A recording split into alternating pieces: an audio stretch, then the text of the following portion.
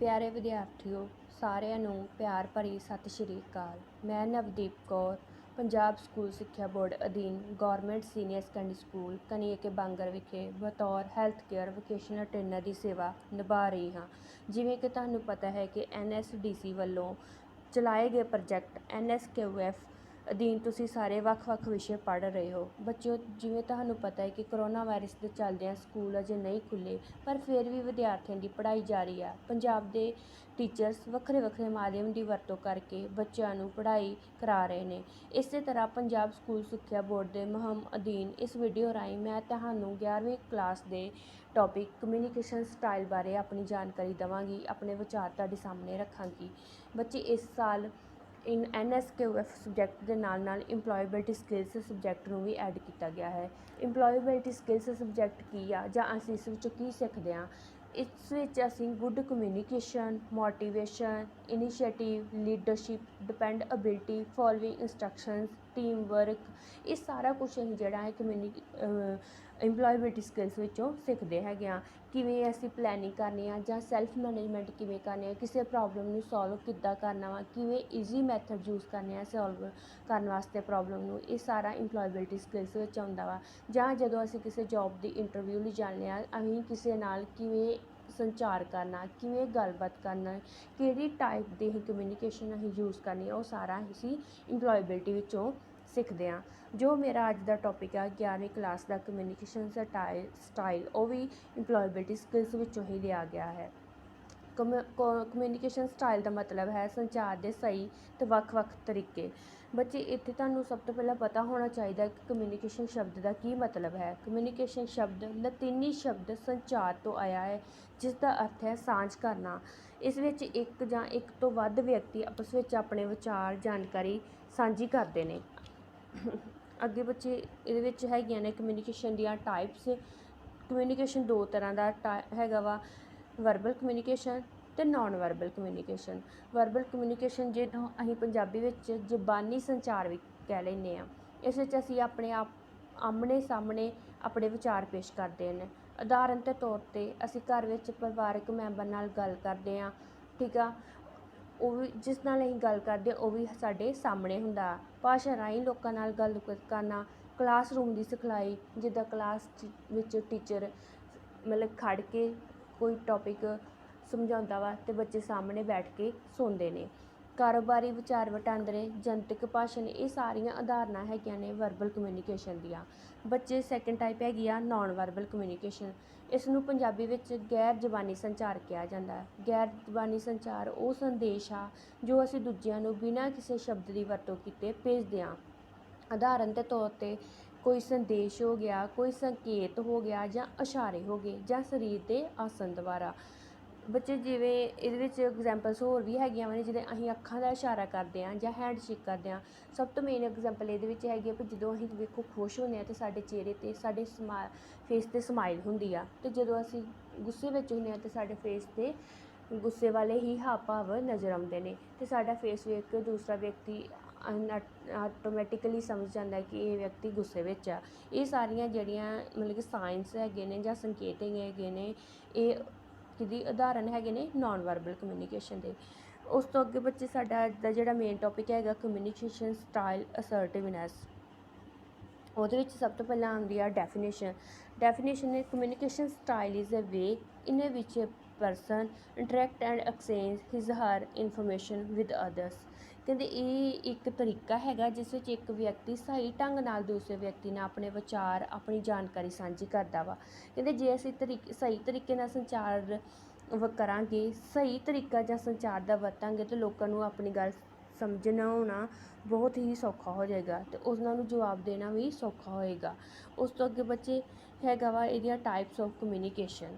Types ਇਹਦੀਆਂ mainly 4 ਹੈਗੀਆਂ communication ਦੀਆਂ: passive communication, aggressive communication, passive aggressive communication ਅਤੇ ਅਸਰਟਿਵ ਕਮਿਊਨੀਕੇਸ਼ਨ।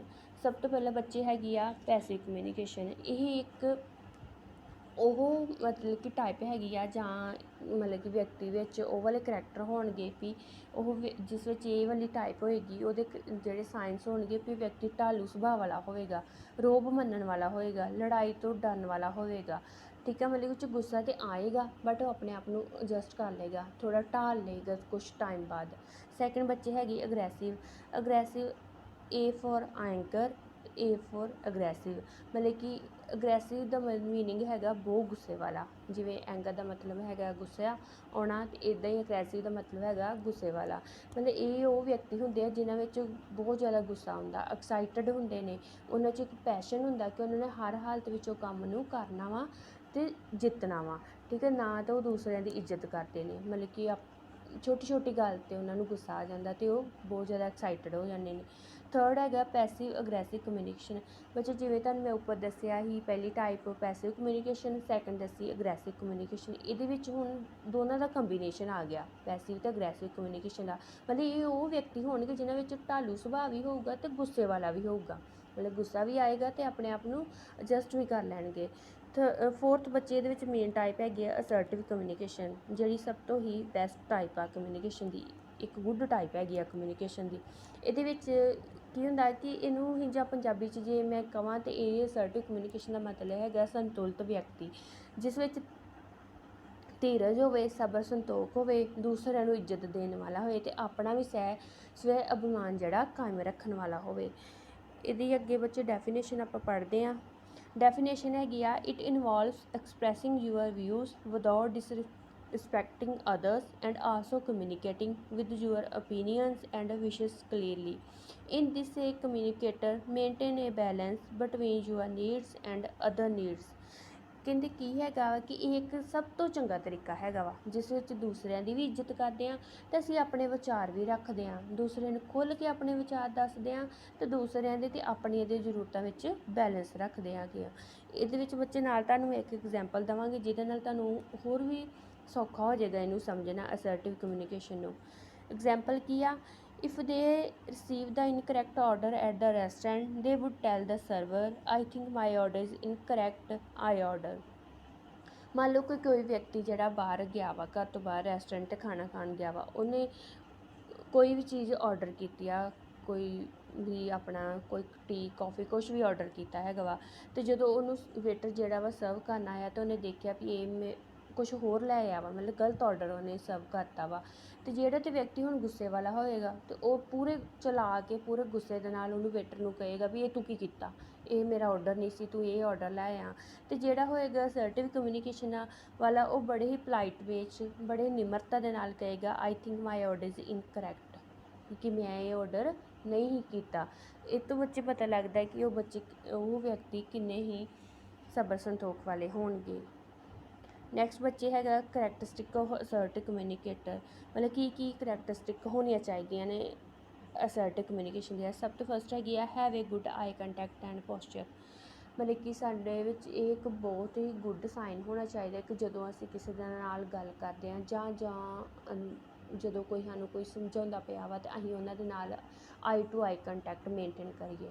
ਇਹਦੇ ਤੋਂ ਕੀ ਪਤਾ ਚੱਲਦਾ ਵਾ, ਇਹ ਤੋਂ ਪਤਾ ਚੱਲਦਾ ਹੈ ਕਿ ਸਾਡੀ ਕੰਸਲਟੇਸ਼ਨ ਕਿੰਨੀ ਕੁ ਅਸੀਂ ਮਤਲਬ ਕਿ ਕੰਸਲਟੇਸ਼ਨ ਦੇ ਨਾਲ ਅਸੀਂ ਅਗਲੇ ਦੀ ਗੱਲ ਸੁਣਦੇ ਪਏ ਹਾਂ, ਅਤੇ ਜੋ ਸਾਨੂੰ ਗੱਲ ਦੱਸਦਾ ਪਿਆ ਉਹਨੂੰ ਵੀ ਪੂਰਾ ਸੈਟਿਸਫੈਕਸ਼ਨ ਹੈਗੀ ਆ ਵੀ ਜਿਹਨੂੰ ਮੈਂ ਗੱਲ ਦੱਸਦਾ ਪਿਆ ਉਹ ਪੂਰੇ ਧਿਆਨ ਨਾਲ ਮੇਰੀ ਸੁਣਦਾ ਪਿਆ ਵਾ। ਅਤੇ ਸੈਕਿੰਡ ਬੱਚੇ ਇਹਦੇ ਵਿੱਚ ਹੈਗਾ ਪੋਸਚਰ।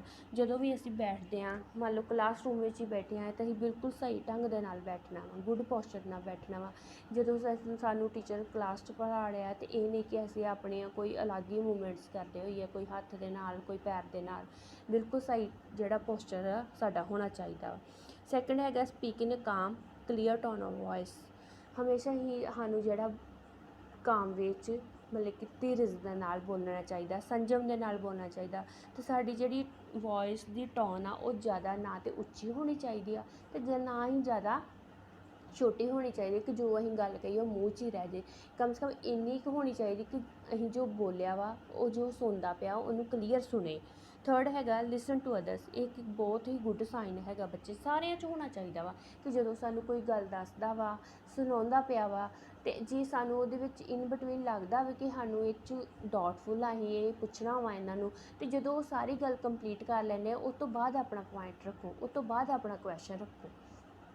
ਨੈਕਸਟ ਹੈਗਾ stand up for their own rights. ਆਪਣੇ ਹੱਕਾਂ ਲਈ ਹਮੇਸ਼ਾ ਲੜੋ।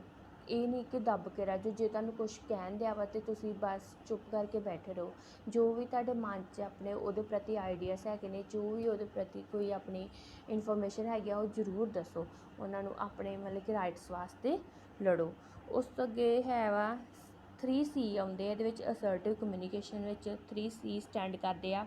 Confidence, clear, control. ਕੌਨਫੀਡੈਂਸ ਕੀ ਆ? ਆਤਮ ਵਿਸ਼ਵਾਸ। ਸਾਡੇ 'ਚ ਮਤਲਬ ਕਿ ਆਤਮ ਵਿਸ਼ਵਾਸ ਹੋਣਾ ਚਾਹੀਦਾ ਹੈ ਕਿਸੇ ਵੀ ਕੰਮ ਨੂੰ ਕਰਨ ਵਾਸਤੇ, ਕਿਸੇ ਨੂੰ ਕੁਝ ਕਹਿਣ ਵਾਸਤੇ।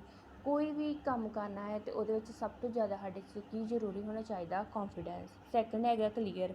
ਕਲੀਅਰ ਦਾ ਮਤਲਬ ਜੋ ਵੀ ਤੁਸੀਂ ਗੱਲ ਕਰਨੀ ਆ, ਜੋ ਕਿਸੇ ਨੂੰ ਤੁਸੀਂ ਸਮਝਾਉਣਾ ਵਾ, ਚਾਹੇ ਉਹ ਟੂ ਦਾ ਪੁਆਇੰਟ ਆ ਜਾਂ ਤੁਸੀਂ ਉਹਨੂੰ ਐਕਸਪਲੇਨ ਕੀਤਾ ਵਾ, ਅਤੇ ਉਹ ਕਲੀਅਰ ਗੱਲ ਹੋਣੀ ਚਾਹੀਦੀ ਆ। ਮਤਲਬ ਕਿ ਇੱਕ ਗੋਲ ਹੋਣਾ ਚਾਹੀਦਾ, ਉਹਦੇ ਵਿੱਚ ਇੱਕ ਮੋਟਿਵ ਹੋਣਾ ਚਾਹੀਦਾ ਕਿ ਤੁਸੀਂ ਕਿਸ ਟੌਪਿਕ 'ਤੇ ਗੱਲ ਕਰਦੇ ਪਏ ਹੋ ਜਾਂ ਕੀ ਕਹਿਣਾ ਚਾਹ ਰਹੇ ਹੋ। ਥਰਡ ਹੈਗਾ ਕੰਟਰੋਲ। ਕੰਟਰੋਲ ਦਾ ਮਤਲਬ ਕਿ ਤੁਹਾਡੇ 'ਤੇ ਕੋਈ ਵੀ ਕੰਡੀਸ਼ਨ ਆ ਜਾਂਦੀ ਆ, ਕੋਈ ਵੀ ਹਾਲਾਤ ਆ ਜਾਂਦੇ ਆ, ਆਪਣੇ ਆਪ ਨੂੰ ਐਡਜਸਟ ਕਰੋ, ਆਪਣੇ ਆਪ 'ਤੇ ਕੰਟਰੋਲ ਕਰੋ। ਇਹ ਨਹੀਂ ਵੀ ਕੋਈ ਇੱਦਾਂ ਦੀ ਗੱਲ ਹੋਈ ਆ ਅਤੇ ਉਹਦੇ 'ਤੇ ਬਹੁਤ ਜ਼ਿਆਦਾ ਗੁੱਸੇ ਹੋ ਗਏ ਹੋ, ਬਹੁਤ ਜ਼ਿਆਦਾ ਤੁਹਾਡੇ 'ਚ ਅਗਰੈਸਿਵ ਬਿਹੇਵੀਅਰ ਆ ਗਿਆ ਵਾ। ਇਵੇਂ ਨਹੀਂ, ਆਪਣੇ ਆਪ 'ਤੇ ਕੰਟਰੋਲ ਰੱਖੋ। ਨੈਕਸਟ ਬੱਚੇ ਹੈਗੇ ਆ ਇਹਦੀਆਂ ਐਡਵਾਂਟੇਜ ਆਫ ਅਸਰਟਿਵ ਕਮਿਊਨੀਕੇਸ਼ਨ ਦੀਆਂ। ਐਡਵਾਂਟੇਜ ਇਹਦੀਆਂ ਕਮਿਊਨੀਕੇਸ਼ਨ ਦੀਆਂ ਕੀ ਹੈਗੀਆਂ? Build self respect. Assertive communication ਦੇ ਨਾਲ ਸਾਡੇ 'ਚ ਕੀ ਬਣਦਾ ਵਾ? ਸੈਲਫ ਰਿਸਪੈਕਟ ਆਉਂਦੀ ਆ। ਮਤਲਬ ਕਿ ਅਸੀਂ ਆਪਣੇ ਆਪ ਦੀ ਵੀ ਇੱਜ਼ਤ ਕਰਦੇ ਹਾਂ ਅਤੇ ਦੂਸਰਿਆਂ ਦੀ ਵੀ। ਆਤਮ ਵਿਸ਼ਵਾਸ ਜਿਹੜਾ ਵੱਧਦਾ ਵਾ। ਸੈਕਿੰਡ ਹੈਗਾ ਬਿਲਡ ਸੈਲਫ ਕੌਨਫੀਡੈਂਸ। ਇਹਦੇ ਨਾਲ ਕੌਨਫੀਡੈਂਸ ਵੀ ਆਉਂਦਾ ਵਾ ਸਾਡੇ 'ਚ, ਕੌਨਫੀਡੈਂਸ ਵੀ ਵੱਧਦਾ ਵਾ। ਥਰਡ ਹੈਗਾ prevent you from saying words and action words that you may regret later. ਇਹਦੇ ਵਿੱਚ ਕੀ ਹੈ ਕਿ ਤੁਹਾਨੂੰ ਅੱਗੇ ਸ਼ਬਦ ਬੋਲਣਾ ਅਤੇ ਅੱਗੇ ਕੰਮ ਤੋਂ ਰੋਕਣਾ, ਜਿਸ ਤੋਂ ਬਾਅਦ ਤੁਹਾਨੂੰ ਅਫਸੋਸ ਹੋਵੇ। ਇਵੇਂ ਨਹੀਂ ਕਰਨਾ ਹੈਗਾ। ਅਸਰਟਿਵ ਕਮਿਊਨੀਕੇਸ਼ਨ ਸਾਨੂੰ ਕੀ ਸਿਖਾਉਂਦੀ ਹੈ? ਵੀ ਐਵੇਂ ਨਹੀਂ ਕਰਨਾ। Make you and other feel positive. ਤੁਹਾਨੂੰ ਅਤੇ ਦੂਸਰਿਆਂ ਨੂੰ ਕੀ ਬਣਾਉਂਦੇ ਨੇ? ਸਕਾਰਾਤਮਕ ਸੋਚ ਬਣਾਉਂਦੇ ਨੇ, ਮਤਲਬ ਕਿ ਪੋਜ਼ੀਟਿਵ ਫੀਲਿੰਗਸ ਰੱਖਦੇ ਨੇ। Make sure that every one express there ideas. ਮਤਲਬ ਕਿ ਯਕੀਨੀ ਬਣਾਉਂਦਾ ਕਿ ਹਰ ਇੱਕ ਆਪਣੇ ਵਿਚਾਰ ਪੇਸ਼ ਕਰ ਸਕੇ, ਹਰ ਇੱਕ ਦੀ ਜ਼ਰੂਰਤ ਪੂਰੀ ਹੋਵੇ। Help to become a better communication. ਅਤੇ ਖੁੱਲ੍ਹ ਕੇ ਅਸੀਂ ਦੂਜਿਆਂ ਦੇ ਨਾਲ ਆਪਣਾ ਵਿਚਾਰ ਵਟਾਂਦਰਾ ਕਰਦੇ ਹਾਂ। ਇਹ ਸੀ ਬੱਚੇ ਇਹਨਾਂ ਦੀ ਸਾਰੀਆਂ ਐਡਵਾਂਟੇਜ ਹੈਗੀਆਂ ਸੀ ਅਸਰਟਿਵ ਕਮਿਊਨੀਕੇਸ਼ਨ ਦੀਆਂ। ਠੀਕ ਆ, ਉਹਦੇ ਵਿੱਚ ਆਪਾਂ ਪੜ੍ਹਿਆ ਵੀ ਬਿਲਡ ਕਰਦੇ ਆ ਸੈਲਫ ਰਿਸਪੈਕਟ, ਬਿਲਡ ਹੁੰਦਾ ਵਾ ਸੈਲਫ ਕੌਨਫੀਡੈਂਸ ਹੁੰਦਾ ਵਾ, ਅਸੀਂ ਪੋਜ਼ੀਟਿਵ ਫੀਲਿੰਗ ਕਰਦੇ ਹਾਂ, ਸਾਰਿਆਂ ਦੀਆਂ ਫੀਲਿੰਗਸ ਐਕਸਪ੍ਰੈਸ ਕਰਦੇ ਹਾਂ। ਨੈਕਸਟ ਬੱਚੇ ਇਹਦੇ ਵਿੱਚ ਆਉਂਦੀ ਆ 7 ਸੀਰੀਜ਼। 7 ਸੀਰੀਜ਼ ਦੇ ਵਿੱਚ ਕੀ ਆ? 7 ਐਕਸ਼ਨ ਹੈਗੇ ਆ ਅਸਰਟਿਵ ਕਮਿਊਨੀਕੇਸ਼ਨ ਦੇ। ਉਹਦੇ ਵਿੱਚ ਸਭ ਤੋਂ ਪਹਿਲਾਂ ਹੈਗਾ be confident. When someone do anything with confidence he or she gets attention of others easily. ਉਹਨਾਂ ਕਿਹਾ ਵੀ ਜੇ ਕੋਈ ਕੰਮ ਕਰਦਾ ਪਿਆ ਵਾ ਬੜੇ ਹੀ ਆਤਮ ਵਿਸ਼ਵਾਸ ਦੇ ਨਾਲ, ਤਾਂ ਉਹ ਦੂਸਰਿਆਂ ਦੀ ਅਟੈਂਸ਼ਨ ਬੜੀ ਈਜ਼ਲੀ ਪਾ ਲੈਂਦਾ। ਇਹ ਤਾਂ ਬੱਚੇ ਤੁਹਾਨੂੰ ਐਗਜ਼ਾਮਪਲ ਮੈਂ ਦੇਵਾਂਗੀ ਇੱਥੇ ਵੀ ਜਿੱਦਾਂ ਟੀਚਰ ਕਲਾਸ 'ਚ ਕੰਮ ਕਰਾ ਰਿਹਾ ਵਾ ਅਤੇ ਕਲਾਸ ਵਿੱਚ ਕੁਛ ਬੱਚੇ ਬੜੇ ਹੀ ਧਿਆਨ ਦੇ ਨਾਲ ਸੁਣਦੇ ਨੇ ਜਾਂ ਬੜੇ ਧਿਆਨ ਦੇ ਨਾਲ ਲਿਖਦੇ ਨੇ, ਅਤੇ ਉਹ ਟੀਚਰ ਨੂੰ ਦੂਰ ਖੜ੍ਹੇ ਹੀ ਤੋਂ ਹੀ ਪਤਾ ਲੱਗ ਜਾਂਦਾ ਕਿ ਉਹ ਬੱਚਾ ਮੈਨੂੰ ਧਿਆਨ ਨਾਲ ਸੁਣਦਾ ਪਿਆ ਜਾਂ ਮੈਂ ਜੋ ਕੰਮ ਲਿਖਾ ਰਿਹਾ ਜਾਂ ਜੋ ਕੰਮ ਲਿਖਾ ਰਹੀ ਹਾਂ ਉਹ ਬੜੇ ਹੀ ਬੱਚਾ ਧਿਆਨ ਦੇ ਨਾਲ ਲਿਖ ਰਿਹਾ ਵਾ। ਇਹਦੇ ਵਿੱਚ ਉਹਨਾਂ ਨੇ ਨਾਲ ਟਿਪਸ ਦਿੱਤੇ ਨੇ। ਉਹਨਾਂ ਟਿਪਸ ਕੀ ਦਿੱਤਾ ਵਾ? ਨੰਬਰ 1 'ਤੇ keep your shoulder straight and your chin up. ਆਪਣੇ ਸ਼ੋਲਡਰ ਸਟ੍ਰੇਟ ਰੱਖੋ ਅਤੇ ਚਿਨ ਅਪ ਰੱਖੋ। Second, practice maintain eye contact. ਇਹ ਤਾਂ ਬੱਚੇ ਮੈਂ ਤੁਹਾਨੂੰ ਪਹਿਲਾਂ ਵੀ ਦੱਸਿਆ ਵੀ ਅਸਰਟਿਵ ਕਮਿਊਨੀਕੇਸ਼ਨ ਦਾ ਮੇਨ ਕਰੈਕਟਰਿਸਟਿਕ ਕੀ ਹੈਗਾ ਵੀ ਆਪਣਾ ਮੇਨਟੇਨਸ ਰੱਖੋ ਆਈ ਕੰਟੈਕਟ। ਇਹਦੇ ਨਾਲ ਕੀ ਪਤਾ ਲੱਗਦਾ ਵਾ? ਇਹਦੇ ਨਾਲ ਤੁਹਾਡੀ ਕੰਸਨਟ੍ਰੇਸ਼ਨ ਦਾ ਪਤਾ ਲੱਗਦਾ ਵੀ ਤੁਸੀਂ ਕਿੰਨੀ ਕੰਸਨਟ੍ਰੇਸ਼ਨ ਦੇ ਨਾਲ ਟੀਚਰ ਨੂੰ ਸੁਣਦੇ ਪਏ ਹੋ ਜਾਂ ਕਿਸੇ ਵੀ ਵਿਅਕਤੀ ਨੂੰ ਤੁਸੀਂ ਕਿੰਨੀ ਕੰਸਨਟ੍ਰੇਸ਼ਨ ਦੇ ਨਾਲ ਸੁਣਦੇ ਪਏ ਹੋ। ਸੈਕਿੰਡ, ਇਹਦੇ ਵਿੱਚ ਬੱਚੇ ਹੈਗਾ ਸਪੀਕ ਸਲੋਲੀ ਐਂਡ ਕਲੀਅਰਲੀ।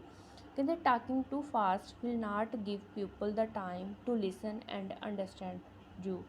ਕਹਿੰਦੇ ਜਿਹੜਾ ਤੁਸੀਂ ਗੱਲ ਕੀਤੀ ਆ ਬਹੁਤ ਹੀ ਫਾਸਟ ਕਰ ਗਏ ਹੋ, ਉਹ ਤਾਂ ਨਾ ਮਤਲਬ ਕਿ ਜਿਹਨੂੰ ਤੁਸੀਂ ਗੱਲ ਸੁਣਾਈ ਆ ਉਹਨੂੰ ਬਿਲਕੁਲ ਵੀ ਨਹੀਂ ਪਤਾ ਚੱਲੇਗਾ ਕਿ ਤੁਸੀਂ ਕੀ ਕਰਤਾ ਵਾ।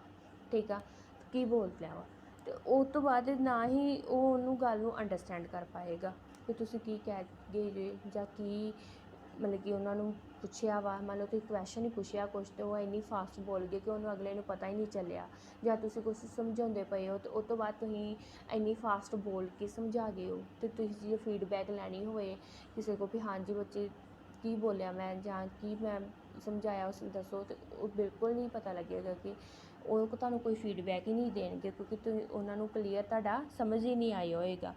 ਇਹਦੇ ਵਿੱਚ ਬੱਚੇ ਟਿਪਸ ਹੈਗਾ, be loud enough to be heard but don't shout, ਮਤਲਬ ਕਿ ਉੱਚੀ ਬੋਲੋ, ਇੰਨਾ ਉੱਚੀ ਨਾ ਬੋਲੋ ਕਿ ਉਹ ਰੌਲਾ ਰੱਪਾ ਹੀ ਲੱਗੇ, ਇੰਨਾ ਕੁ ਬੋਲੋ ਕਿ ਜਿਹੜਾ ਕਲੀਅਰ ਕਿਸੇ ਨੂੰ ਸੁਣ ਜਾਵੇ।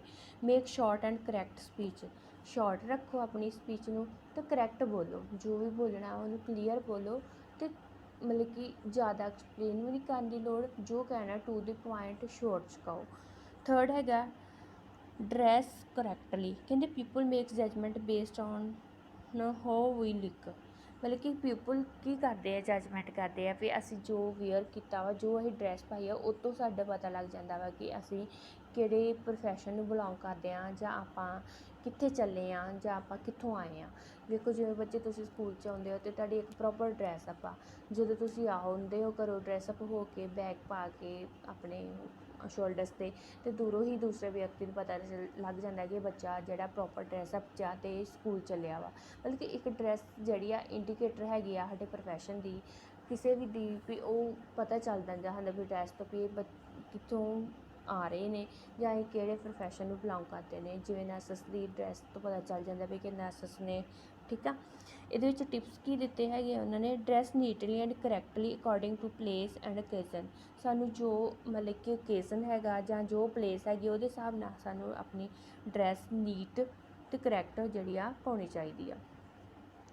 ਨੈਕਸਟ ਬੱਚੇ ਦੇ ਵਿੱਚ ਹੈਗਾ ਵਾ be honest, it help to build trust and in open communication. Assertive communication ਕੀ ਕਰਦਾ ਵਾ ਸਾਡੇ 'ਚ, ਮੈਂ ਪਹਿਲਾਂ ਵੀ ਦੱਸਿਆ ਸੀ ਉਹਦੇ ਐਡਵਾਂਟੇਜ ਵਿੱਚ ਵੀ ਸਾਡੇ ਨਾਲ ਬਿਲਡ ਹੁੰਦਾ ਵਾ, ਟਰਸਟ ਬਣਦਾ ਵਾ, ਕੌਨਫੀਡੈਂਸ ਬਣਦਾ ਵਾ। ਇਹਦੇ ਵਿੱਚ ਟਿਪਸ ਕੀ ਹੈਗੇ ਆ, ਐਕਸਪ੍ਰੈਸ ਯੂਅਰ ਥੋਟ ਓਨੈਸਟਲੀ, ਆਪਣੇ ਜੋ ਵੀ ਤੁਹਾਡੇ ਆਈਡੀਆਸ ਨੇ, ਜੋ ਵੀ ਥੋਟਸ ਨੇ, ਉਹਨਾਂ ਨੂੰ ਐਕਸਪ੍ਰੈਸ ਕਰੋ। ਇਹ ਨਾ ਸੋਚੋ ਵੀ ਮੈਂ ਬੋਲਾਂਗਾ ਅਤੇ ਪਤਾ ਨਹੀਂ ਦੂਜਾ ਵਿਅਕਤੀ ਕੀ ਕਹੇਗਾ ਜਾਂ ਦੂਸਰੇ ਕੀ ਸੋਚਣਗੇ। ਜੋ ਵੀ ਤੁਹਾਡੇ ਫੀਲਿੰਗਸ ਨੇ, ਜੋ ਵੀ ਥੋਟਸ ਨੇ, ਉਹਨਾਂ ਨੂੰ ਬਿਨ ਝਿਜਕ ਤੋਂ ਐਕਸਪ੍ਰੈਸ ਕਰ ਦਿਓ। Ask yourself what you want before agreeing to something. Next ਇਹਦੇ ਵਿੱਚ ਬੱਚੇ ਹੈਗਾ don't be aggressive, getting angry, shouting and using bad language is not assertive communication. ਕਹਿੰਦੇ ਕਿ ਇੱਕਦਮ ਗੁੱਸੇ 'ਚ ਆ ਜਾਣਾ, ਗਾਲੀ ਗਲੋਚ ਕਰਨਾ, ਜਾਂ ਬੈਡ ਲੈਂਗੁਏਜ ਯੂਜ਼ ਕਰਨਾ, ਜਾਂ ਉੱਚੀ ਉੱਚੀ ਰੌਲਾ ਪਾਉਣਾ, ਇਹ ਮਤਲਬ ਕਿ ਗੁੱਡ ਸਾਈਨ ਨਹੀਂ ਹੈਗਾ ਅਸਰਟਿਵ ਕਮਿਊਨੀਕੇਸ਼ਨ ਦਾ, ਇਹ ਟਾਈਪ ਨਹੀਂ ਹੈਗੀ ਅਸਰਟਿਵ ਕਮਿਊਨੀਕੇਸ਼ਨ ਦੀ। ਇਹ ਤਾਂ ਫਿਰ ਅਗਰੈਸਿਵ ਟਾਈਪ ਆ ਗਈ ਨਾ, ਜੋ ਮੈਂ ਪਹਿਲਾਂ ਵੀ ਦੱਸਿਆ ਸੀ, ਅਤੇ aggressive type is not a good type. ਇਹਦੇ ਟਿਪਸ ਕੀ ਹੈਗੇ ਇਹਦੇ ਵਿੱਚ, don't confuse when you talk, ਕਦੇ ਵੀ ਕਨਫਿਊਜ਼ ਨਾ ਹੋ ਜਦੋਂ ਤੁਸੀਂ ਗੱਲਬਾਤ ਕਰਦੇ ਪਏ ਹੋ। ਬੀ ਕਾਮ, ਹਮੇਸ਼ਾ ਠੰਡੇ ਰਹੋ, ਸਬਰ ਸੰਤੋਖ ਦੇ ਨਾਲ ਰਹੋ। Speak up, express your thought ideas without worrying about others, ਜੋ ਵੀ ਮਤਲਬ ਕਿ ਤੁਹਾਡੀ ਥਾਟਸ ਨੇ, ਆਈਡੀਆਜ਼ ਨੇ, ਬਿਨਾਂ ਕਿਸੇ ਚਿੰਤਾ ਤੋਂ, ਬਿਨਾਂ ਕਿਸੇ ਚੀਜ਼ ਤੋਂ ਉਹਨਾਂ ਨੂੰ ਐਕਸਪ੍ਰੈਸ ਕਰੋ। ਇਹਦੇ ਵਿੱਚ ਉਹਨਾਂ ਟਿਪਸ ਦਿੱਤੇ ਨੇ, ਪ੍ਰੈਕਟਿਸ ਐਕਸਪ੍ਰੈਸਿੰਗ ਯੂਅਰ ਥਾਟਸ, ਮਤਲਬ ਕਿ ਜੋ ਤੁਹਾਡੇ ਥਾਟਸ ਨੇ ਉਹਨਾਂ ਨੂੰ ਐਕਸਪ੍ਰੈਸ ਕਰਨ ਦੀ ਪ੍ਰੈਕਟਿਸ ਕਰੋ। ਐਕਸਪ੍ਰੈਸ ਤੁਸੀਂ ਕਿੱਦਾਂ ਕਰ ਸਕਦੇ ਹੋ, ਜਦੋਂ ਮੰਨ ਲਓ ਕਿ ਤੁਹਾਨੂੰ ਲੱਗਦਾ ਵਾ ਤੁਸੀਂ ਥੋੜ੍ਹਾ ਸ਼ਾਈ ਫੀਲ ਕਰਦੇ ਹੋ ਕਿਸੇ ਦੇ ਸਾਹਮਣੇ ਬੋਲਣ 'ਤੇ, ਆਪਣੇ ਘਰ ਦੇ ਵਿੱਚ, ਆਪਣੇ ਰੂਮ ਦੇ ਵਿੱਚ ਮਿਰਰ ਦੇ ਸਾਹਮਣੇ ਖੜ੍ਹੇ ਹੋ ਕੇ ਬੋਲੋ। ਜੋ ਵੀ ਤੁਹਾਡੇ ਕੁਛ ਵੀ ਆਈਡੀਆਜ਼ ਨੇ, ਕੁਛ ਵੀ ਵਿਊਜ਼ ਨੇ, ਉਹਨਾਂ ਨੂੰ ਬੋਲੋ, ਅਤੇ ਆਪਣੇ ਦੇਖੋਗੇ ਕਿ ਉਹਦੇ ਨਾਲ ਨਾਲ ਤੁਹਾਡੇ ਜਿਹੜੇ ਆ ਵਿਊਜ਼ ਕਿਸੇ ਦੇ ਸਾਹਮਣੇ ਬੋਲਣ ਦੇ, ਤੁਹਾਡੇ ਆਪਣੇ ਆਪ ਹੀ ਕੌਨਫੀਡੈਂਸ ਬਣ ਜਾਏਗਾ ਕਿ ਆਪਾਂ ਕਿਸੇ ਦੇ ਸਾਹਮਣੇ ਬੋਲ ਸਕਦੇ ਹਾਂ। ਸੈਕਿੰਡ ਹੈਗਾ always try to share your feelings, ਹਮੇਸ਼ਾ ਕੋਸ਼ਿਸ਼ ਕਰੋ ਕਿ ਜੋ ਵੀ ਤੁਹਾਡੀਆਂ ਫੀਲਿੰਗਸ ਨੇ ਉਹ ਦੂਸਰੇ ਨਾਲ ਸ਼ੇਅਰ ਕਰੋ। ਨੈਕਸਟ ਬੱਚੇ learn to say no, if you do not feel right then it is okay to refuse it, ਮਤਲਬ ਕਿ ਜੇ ਤੁਹਾਨੂੰ ਲੱਗਦਾ ਕਿ ਇਹ ਮੇਰੇ ਵਾਸਤੇ ਇਹ ਕੰਮ ਠੀਕ ਨਹੀਂ ਹੈਗਾ, ਅਤੇ ਉਹਨੂੰ ਤੁਸੀਂ ਸੌਰੀ ਕਹਿ ਕੇ ਰਿਫਿਊਜ਼ ਕਰ ਦਿਓ ਵੀ ਮੈਂ ਸੌਰੀ ਇਹ ਮੈਂ ਕੰਮ ਨਹੀਂ ਕਰ ਸਕਦਾ। ਇਹਦੇ ਵਿੱਚ ਟਿਪਸ ਬੱਚੇ ਕੀ ਦਿੱਤੇ ਆ, agree with the things that are not correct may harm everyone, ਵੀ ਮੈਂ ਐਗਰੀ ਨਹੀਂ ਹੈਗਾ ਇਸ ਕੰਮ ਦੇ ਲਈ, ਮੇ ਬੀ ਵੀ ਇਹਦੇ ਨਾਲ ਹਾਰਮ ਹੋਵੇ, ਕਿਸੇ ਨੂੰ ਨੁਕਸਾਨ ਹੋਵੇ, ਅਤੇ ਸੌਰੀ ਮੈਂ ਇਹ ਕੰਮ ਨਹੀਂ ਕਰ ਸਕਦਾ। ਸੋ ਬੱਚੇ ਇਹ ਸੀ ਸਾਰਾ ਅੱਜ ਦਾ ਟੌਪਿਕ ਅਸਰਟਿਵ ਕਮਿਊਨੀਕੇਸ਼ਨ ਦਾ। ਇਹਦੇ ਵਿੱਚ ਤੁਹਾਨੂੰ ਸਭ ਤੋਂ ਪਹਿਲਾਂ ਮੈਂ ਥੋੜ੍ਹੀ ਰੀਕੈਪਚੁਲਾਈਜੇਸ਼ਨ ਕਰ ਦਿੰਦੀ ਹਾਂ। ਸਭ ਤੋਂ ਪਹਿਲਾਂ ਮੈਂ ਤੁਹਾਨੂੰ ਕਮਿਊਨੀਕੇਸ਼ਨ ਬਾਰੇ ਦੱਸਿਆ, ਉਹਦੀਆਂ ਟਾਈਪਸ ਦੱਸੀਆਂ, verbal communication, non verbal communication. ਉਸ ਤੋਂ ਬਾਅਦ ਸਾਡੇ ਕੋਲ ਹੈਗੇ ਹੀ ਅਸਰਟਿਵ ਕਮਿਊਨੀਕੇਸ਼ਨ ਬਾਰੇ ਤੁਹਾਨੂੰ ਦੱਸਿਆ, ਠੀਕ ਆ। ਕਮਿਊਨੀਕੇਸ਼ਨ ਸਟਾਈਲ ਹੋ ਗਈ, ਅਸਰਟਿਵ ਕਮਿਊਨੀਕੇਸ਼ਨ ਦੀ ਡੈਫੀਨੇਸ਼ਨ, ਐਗਜ਼ੈਂਪਲ ਸੀ, ਕਰੈਕਟਰਿਸਟਿਕ ਹੀ। 3 C ਆਉਂਦੇ ਆ ਅਸਰਟਿਵ ਕਮਿਊਨੀਕੇਸ਼ਨ ਵਿੱਚ। ਉਹਦੇ ਵਿੱਚ ਕੌਨਫੀਡੈਂਸ, ਕਲੀਅਰ, ਕੰਟਰੋਲ ਬਾਰੇ ਤੁਹਾਨੂੰ ਦੱਸਿਆ, ਐਡਵਾਂਟੇਜ ਦੱਸੀਆਂ ਅਸਰਟਿਵ ਕਮਿਊਨੀਕੇਸ਼ਨ ਦੀਆਂ। ਉਸ ਤੋਂ ਬਾਅਦ 7 ਸੀਰੀਜ਼ ਆਉਂਦੀ ਸੀ ਅਸਰਟਿਵ ਕਮਿਊਨੀਕੇਸ਼ਨ ਦੇ ਵਿੱਚ। ਉਹਦੇ ਵਿੱਚ ਸਾਰੀਆਂ ਕਾਮਨ ਗੱਲਾਂ ਸੀ ਜਿਹੜੀਆਂ ਤੁਹਾਨੂੰ ਮੈਂ ਐਕਸਪਲੇਨ ਕੀਤੀਆਂ। ਉਸ ਤੋਂ ਨੈਕਸਟ ਬੱਚੇ ਇਹਦੇ ਵਿੱਚ ਆਉਂਦੇ ਆ ਪ੍ਰਪੇਅਰ ਕੀਤੇ ਹੋਏ ਆ ਅਸੀਂ ਕੁਐਸ਼ਨ। ਉਹ ਜੇ ਤੁਸੀਂ ਮੇਰਾ ਟੌਪਿਕ ਬਹੁਤ ਹੀ ਧਿਆਨ ਨਾਲ ਜਾਂ ਸੁਣਿਆ ਜਾਂ ਸਮਝਿਆ ਹੋਵੇਗਾ ਤਾਂ ਆਈ ਹੋਪ ਕਿ ਤੁਸੀਂ ਇਹ ਕੁਐਸ਼ਨ ਬੜੇ ਮਤਲਬ ਕਿ ਵਧੀਆ ਆਸਾਨੀ ਤਰੀਕੇ ਦੇ ਨਾਲ ਆਪਣੇ ਕਾਪੀ 'ਤੇ ਰਾਈਟ ਕਰ ਸਕਦੇ ਜਾਂ ਸੋਲਵ ਕਰ ਸਕਦੇ ਨੇ। ਸਭ ਤੋਂ ਪਹਿਲਾਂ ਬੱਚੇ ਇਹਦੇ ਵਿੱਚ ਕੁਐਸ਼ਨ ਆਨਸਰ 'ਚ ਹੈਗੇ ਆ ਟਰੂ ਫਾਲਸ। ਸਭ ਤੋਂ ਪਹਿਲਾਂ ਹੈਗਾ communication word is drive from Latin word. ਮੈਂ ਸਟਾਰਟਿੰਗ 'ਤੇ ਦੱਸਿਆ ਸੀ ਵੀ ਕਮਿਊਨੀਕੇਸ਼ਨ ਵਰਡ ਕਿੱਥੋਂ ਡਰਾਈਵ ਹੋਇਆ ਵਾ। ਇਹ ਟਰੂ ਔਰ ਫਾਲਸ ਤੁਸੀਂ ਕਰਨਾ ਵਾ। If a person respect others and maintain self respect it is a sign of assertive communication. ਇਹ ਸੈਕੰਡ ਕੁਐਸ਼ਨ ਆ ਟਰੂ ਔਰ ਫਾਲਸ ਦਾ। Third, maintain eye contact and good posture is good sign of confidence. ਮਤਲਬ ਕਿ ਇਹ ਵੀ ਮੈਂ ਵਿੱਚ ਕਾਫੀ time repeat ਕੀਤਾ ਸੀ ਵੀ ਆਈ contact good posture ਕੀ ਕਾਹਦਾ ਸਾਈਨ ਹੈਗਾ ਵਾ। ਇਹ ਵੀ ਬੱਚੇ ਟਰੂ ਫਾਲਸ ਆ। ਫੋਰਥ ਕੁਐਸ਼ਨ ਆ communication style has A 5 types. ਇਹ ਵੀ ਦੱਸੀਆਂ ਹੋਈਆਂ ਟਾਈਪਸ। ਨੈਕਸਟ ਹੈਗੀ ਆ give the answer of the following question. ਇਹਦੇ ਵਿੱਚ ਤੁਸੀਂ ਥੋੜ੍ਹੀ ਡਿਟੇਲ ਦੇਣੀ ਹੈਗੀ ਆ ਕੁਐਸ਼ਨ ਆਨਸਰ ਦੀ, ਆਪਣੀ ਕਾਪੀ 'ਤੇ ਲਿਖਣੀ ਆ। ਫਿਫਥ ਕੁਐਸ਼ਨ ਆ ਡਿਫਾਈਨ ਕਮਿਊਨੀਕੇਸ਼ਨ ਸਟਾਈਲ। ਸਿਕਸਥ ਆ define assertive communication. 7 are list down the different types of communication style. 8th are write any 2 advantages of assertive communication. 9th are write the difference between passive and aggressive communication. And last one 10th name the 7 steps of assertive communication। ਜਿਹੜੇ ਆਪਾਂ 7 series ਪੜ੍ਹੀ ਉਹਨਾਂ ਦੇ 7 ਜਿਹੜੇ names ਹੈਗੇ ਆ ਉਹ ਲਿਖਣੇ ਆ। Thank you.